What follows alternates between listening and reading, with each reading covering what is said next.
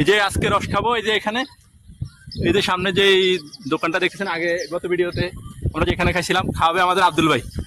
কিনলে আমাদের ঢাকার লোক আসছিল তো, এই যে বড় ভাই আজকে আমাদের সাথে আসছে, এই কারণে বড় ভাইকে খাওয়াবে আজকে রস।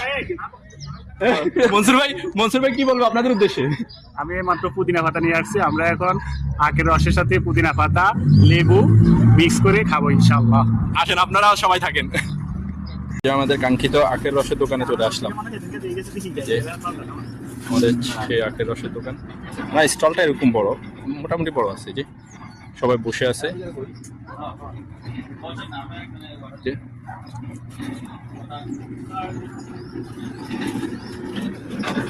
এই যে আমাদের চলে আসলো ওয়ান টাইম কাপ,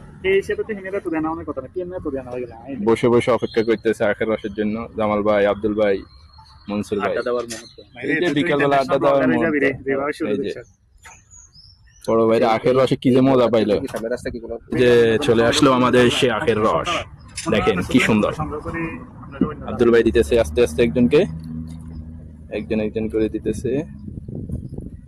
এখানে লেবু, আইস আর পিওর আখ, যেটাতে বিন্দু পরিমাণও পানি অ্যাড করা হয়নি, শুধু এই যে বরফের টুকরাগুলা দেওয়া আছে আর কি।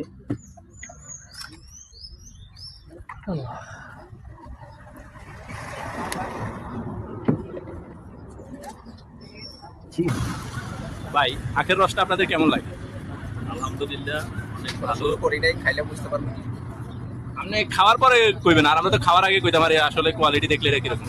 100%। আর মনসুর ভাই কি অবস্থা ভাই? আপনি তো আগেও খাইছেন, আপনার কি কেমন লাগে? এখন এই সম্পর্কে আমি শুধু একটা কথা বলি, আখের রস খুব উপকারী ও পানীয়, এই কারণে আখের রস আমরা খেতে আসছি। এই যে বিকাল সময় আমরা আড্ডা দিতেছি একসাথে, আমরা চারজন মিলে প্রতিদিন ছুটির সময় বাইরে হই, তবে নতুন একজন অ্যাড হয়েছে আর কি।